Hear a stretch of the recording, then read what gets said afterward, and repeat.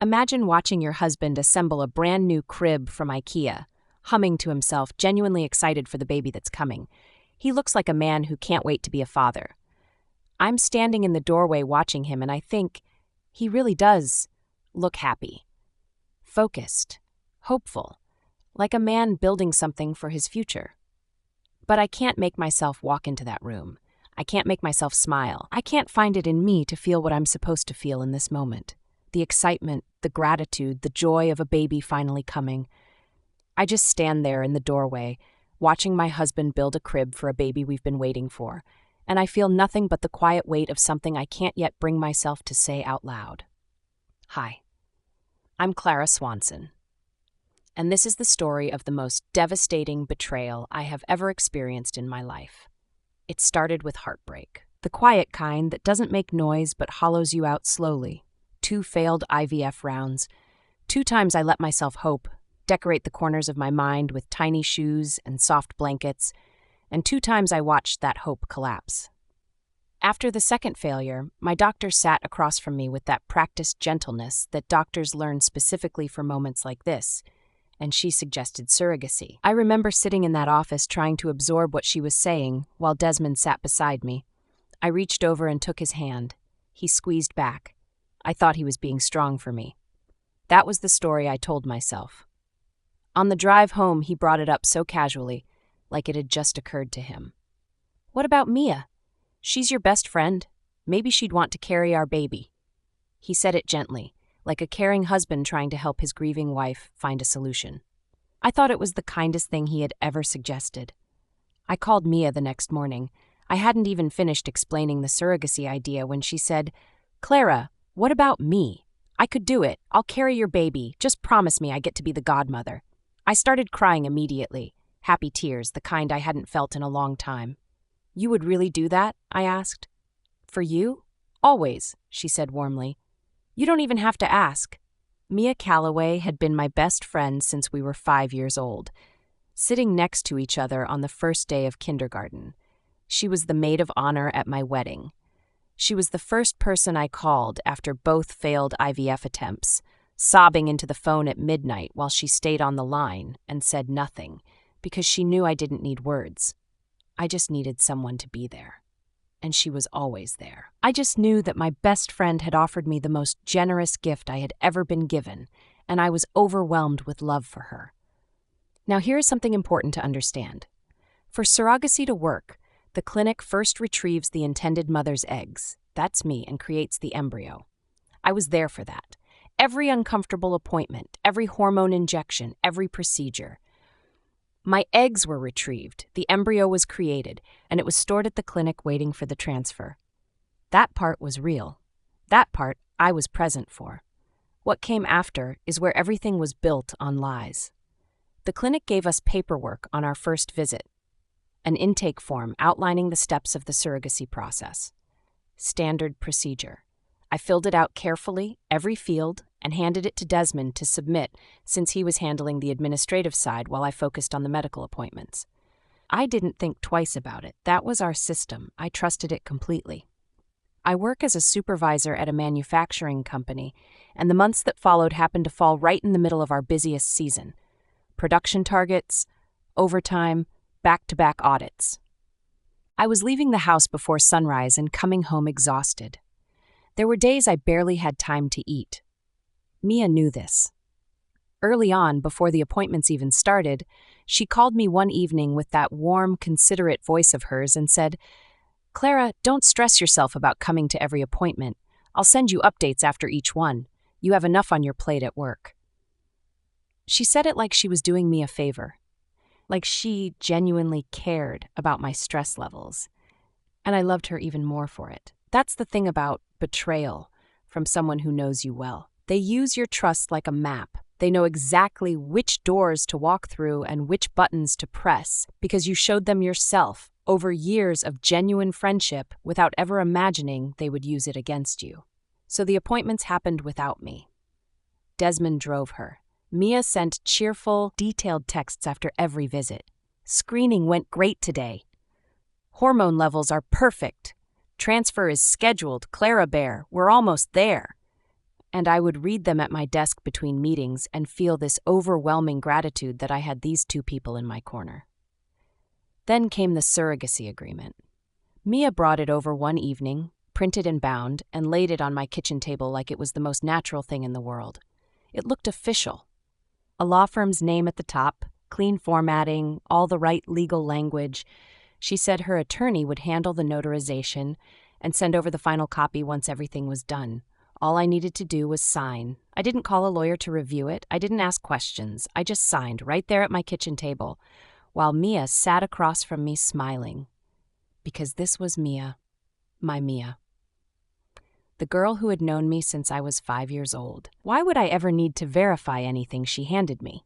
A few days later, an email arrived. The final notarized copy, she said. I opened the attachment, saw the stamp at the bottom, and filed it away without a second thought. The day of the embryo transfer, Desmond took the morning off work. I couldn't. We had a production audit I had been preparing for all month. I told them both I was sorry, that I wished I could be there. Mia laughed and said, "Clara, go do your audit. I'll call you the moment it's done." She called 2 hours later. "It's done," she said softly. "We did it, Clara. It went perfectly." I exhaled so hard I had to sit down. "Thank you," I whispered. "Mia, I don't know how to ever repay you." "You don't have to," she said. "That's what family does." 3 weeks later, she sent me a photo, her holding a positive pregnancy test, grinning from ear to ear. A confirmation document followed, on clinic letterhead, with her name, the transfer date, a due date that matched everything perfectly. I saved that photo and looked at it every single day. I should have been the happiest woman alive. And for a while, I was. 3 months had passed since Mia sent me that photo of the positive pregnancy test, and life had settled into a new kind of normal. I was still busy at work, still exhausted most evenings, but there was a lightness to everything now. A reason to look forward. I had started buying little things here and there, a soft blanket, a small stuffed animal, things I tucked away in the nursery closet, like quiet little promises to myself. It was a Friday evening when the three of us went out to dinner. The little Italian place we'd been going to for years, low lighting, warm bread, the kind of place that feels like a habit. Mia looked beautiful when she walked in. She was showing more than I expected, her bump round and visible beneath her blouse. I remember looking at her and thinking, wow, she's really showing. I did the math quietly in my head. 3 months since the transfer.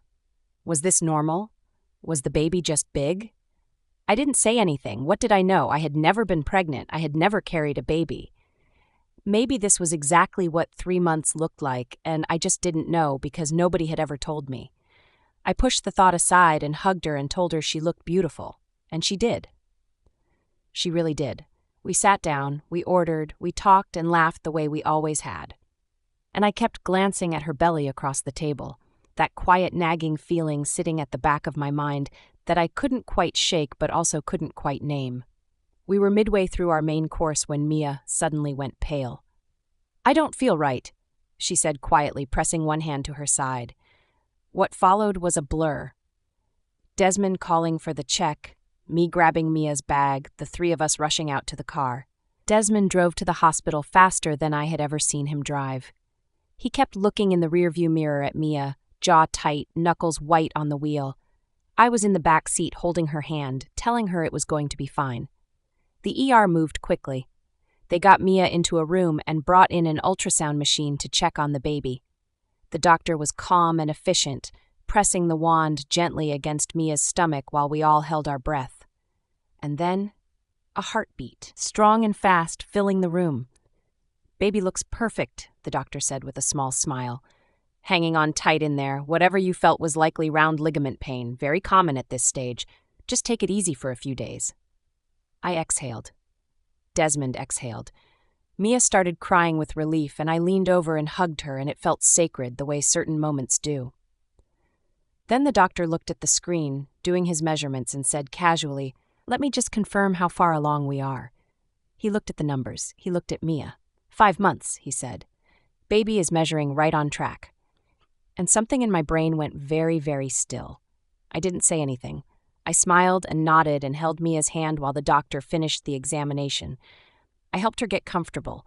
I acted completely normal, but I was doing math. 5 months. The doctor just said 5 months. But the embryo transfer, according to the documents Mia had sent me, happened 3 months ago. If the transfer was 3 months ago, she should be 3 months along, not 5. 5 months put the conception date somewhere else entirely. 2 months before the transfer. 2 months before Mia had even officially agreed to be our surrogate. I kept that math to myself and looked at Desmond. He hadn't caught it. He was leaning over Mia's bed, his hand wrapped around hers, his eyes fixed on her face. Not my face, hers. The relief on his face was not just the relief of a man whose surrogate was okay, it was something else entirely. Something I recognized now that I was actually looking for it. I saw it clearly for the first time. The drive home was quiet. Desmond fell asleep quickly when we got back. I sat at the kitchen table with my phone and stared at the wall for a long time. Then I called the IVF clinic the next day. A receptionist answered, pleasant and professional. She asked for the patient's name.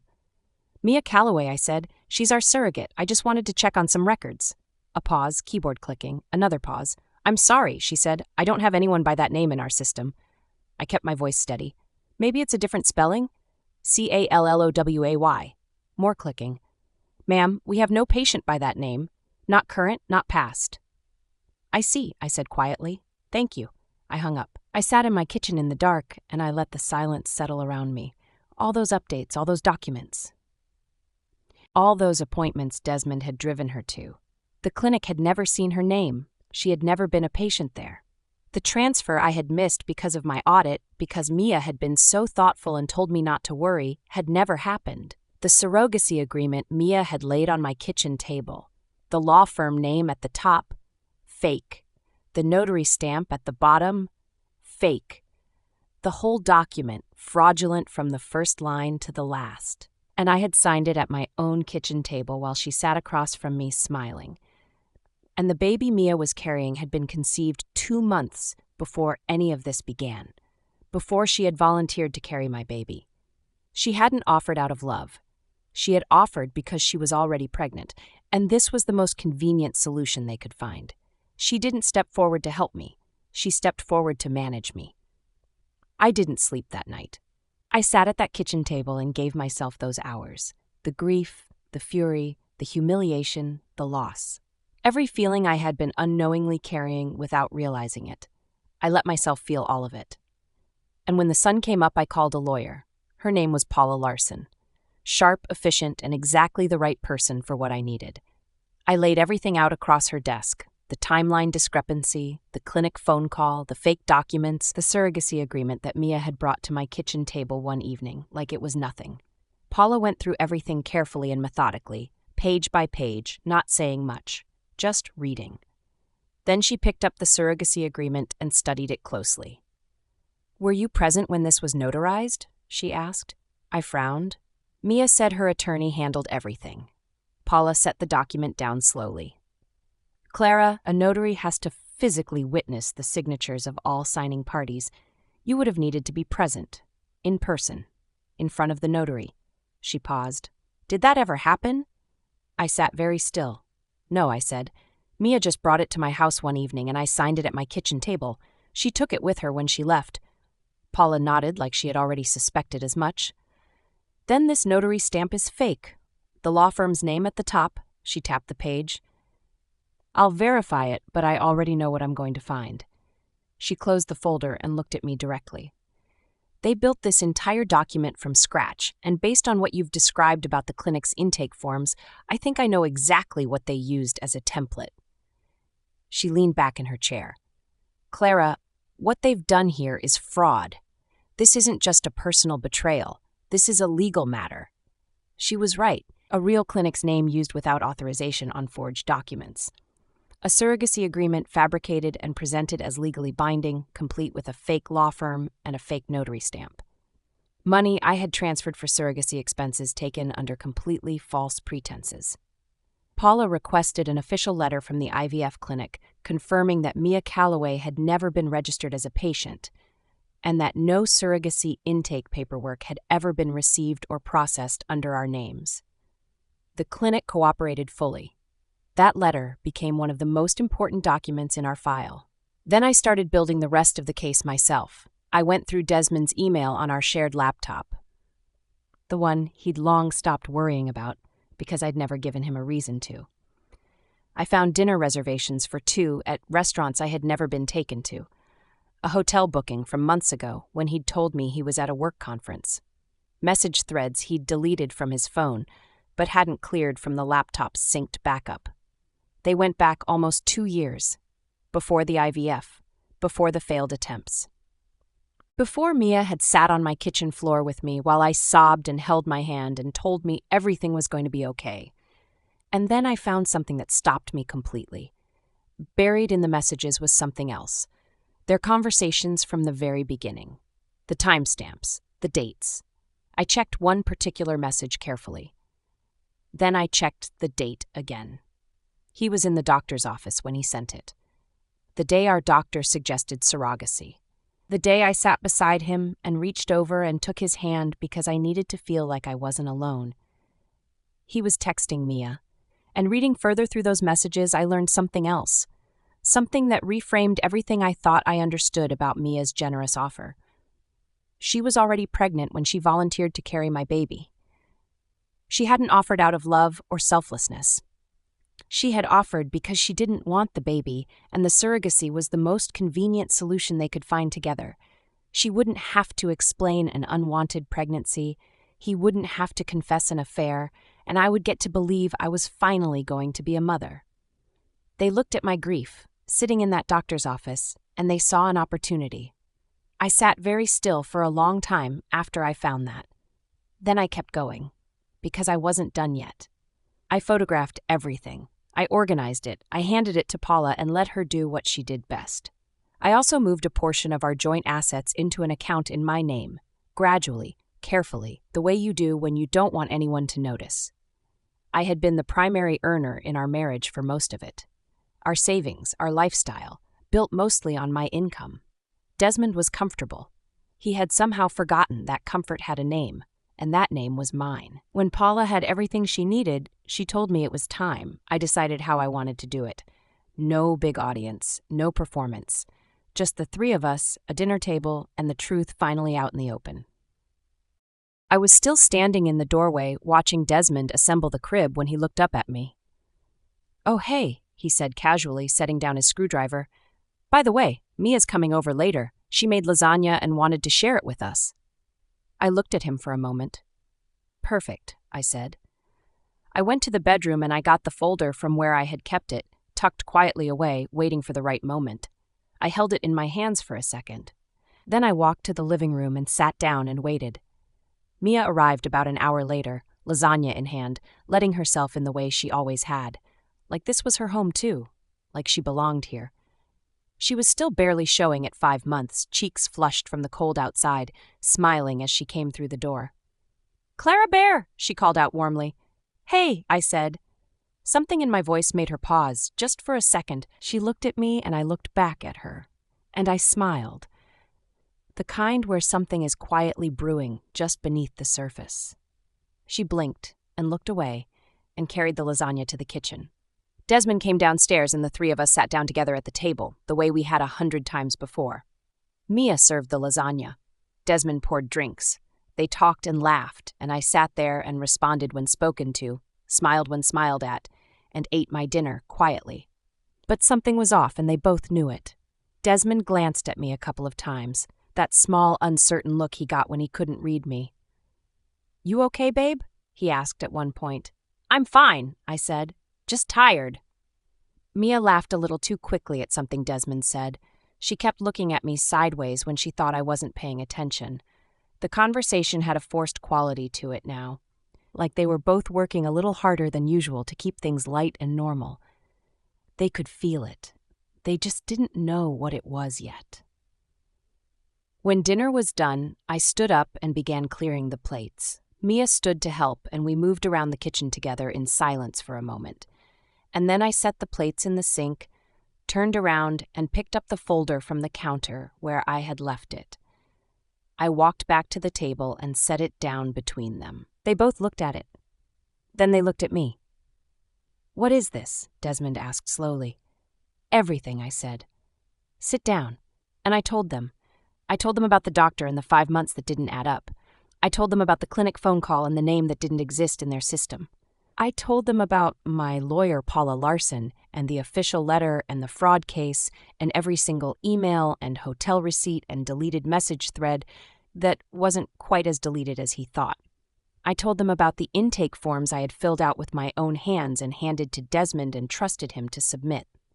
I told them about the surrogacy agreement Mia had laid on my kitchen table while I signed it without a single question because she was my best friend, and why would I ever need to question anything she handed me? I told them what I observed between the two of them at the hospital. I told them everything, calmly, quietly, without raising my voice once. By the time I finished, Mia was already crying. Desmond had gone completely pale, his hands flat on the table in front of him, staring at the folder like it might disappear if he looked at it long enough. "Clara," Desmond started. "How long?" I asked. He closed his eyes. 2 years, he said quietly. 2 years. Before the IVF. Before I spent months injecting hormones into my body trying to give us a child. Before I sat in doctors' offices and cried and hoped and lost and hoped again. He had been with her through all of it, every single moment of it. "Why?" I asked. My voice was still steady, but I could feel it starting to crack at the edges. It wasn't planned, Clara. It just happened. "We never meant to hurt you," he said quietly. Something inside me snapped. "It just happened." I repeated the words slowly. 2 years, Desmond. 2 years doesn't just happen. My voice broke on the last word, and I felt the tears coming, and I didn't stop them. I was done holding everything in. "Why didn't you just leave? If you were in love with each other, why didn't you just come to me and tell me the truth and go?" The tears were falling freely now, but my voice stayed fierce. I would have been heartbroken. I would have fallen apart. But I would have survived that. I would have healed from that. I stopped, pressing my hand against my chest because it physically hurt. Instead, you stayed. You sat next to me in that doctor's office while I was falling apart, and you held my hand and you were already planning this with her. You let me go through 2 rounds of IVF. You watched me hope and lose and hope again, and you said nothing. You said nothing because it was convenient for you. My voice cracked completely. Why would you feed me this lie? Of everything you could have done, why would you let me believe I was going to have a baby? Why would you let me have this? I gestured around me. The house, the nursery down the hall, the little blankets I had folded and put on that shelf one by one, imagining the baby that would use them. "That is the cruelest thing you have ever done to me. Why would you do that to someone you claimed to love?" Mia was sobbing. "Clara, we are so sorry. We didn't know how to tell you. Sorry." The word came out flat and cold. "That's what you have. Sorry." I wiped my face with the back of my hand and looked at both of them. "You cheated. You lied for 2 years. You forged documents. You let me believe I was going to be a mother, and you watched me prepare for a baby that was never mine. And now you're standing here saying sorry, and then what? You two go off together, you have your baby, everybody moves on, and everything is just fine?" The room was completely silent. "No," I said. Just that one word. Flat and final, like a door closing. I looked at Mia. I had known this woman since I was 5 years old. She had been at my wedding. She had been on the phone with me at midnight when I lost the second pregnancy, telling me everything was going to be okay. She had done all of that while already carrying my husband's child. "Mia," I said quietly. The anger was still there, but underneath it was something sadder and deeper and more permanent. "You were my best friend." She opened her mouth. I shook my head. "I want a divorce," I said to Desmond. "You and Mia can be together for all I care, but I want every single thing in that nursery out of my house. Tonight." I looked at them both one last time. "I will see you both in court." And I walked out, leaving them in the kitchen in panic. The house went on the market 6 weeks later. I decided to sell it. The memories were beautiful, but so was the lie, and I couldn't live inside either one anymore. I stood in the driveway on the last day and looked at it for a while. The yellow nursery walls were gone. Desmond had cleared everything out the night I left, just as I'd asked. The room was empty now, just 4 plain walls and the faint outline of where the crib had stood. I had painted those walls myself on a Saturday afternoon, laughing with people I thought loved me. I handed the keys to the agent and I didn't look back. Paula's case moved forward. The divorce proceedings, the fraud case, forged documents, fabricated surrogacy agreement, fake notary stamp, misappropriated funds. Desmond and Mia had thought they were managing a situation. What they had actually done was build a paper trail of their own deception, and Paula was very good at following paper trails. I heard through a mutual friend what happened after. Mia had a girl, beautiful and healthy, and the moment she could, she handed that baby to Desmond and walked away. No sleepless nights, no sacrifice, no responsibility, except life doesn't always work out the way you plan. Desmond, now a single father with no house, no Clara's income, and no Mia, filed for child support. The man who spent 2 years sneaking around, forging documents, and destroying his marriage ended up taking the woman he did it all for to court. I heard that and I sat with it for a moment. Then I went back to my coffee. I'm staying at my parents' house while I figure out what comes next. My mother makes coffee every morning and sits with me without pushing me to talk. My father checks in every evening and never says Desmond's name because he knows I don't need to hear it. They are two people who loved me well enough to protect me before they even knew I would need protecting. I don't think about it to hurt myself. I think about it because it reminds me exactly who I was dealing with, and exactly how far I've come from that waiting room. I didn't set out to destroy them. I just stopped letting them destroy me, and in the end, they destroyed each other just fine without any help from me. Betrayal doesn't get the last word. You do. I handed those keys over and drove away, and never looked back. And that was the story of Clara Swanson. If this story hit you, you know what to do. Like, subscribe, and drop a comment below. I'd love to know what you would have done in her shoes. This has been Melodic Vengeance. Take care of yourselves, and I'll see you in the next one. If you enjoyed this video, hit that like button and drop a comment below. Don't forget to follow for more content just like this.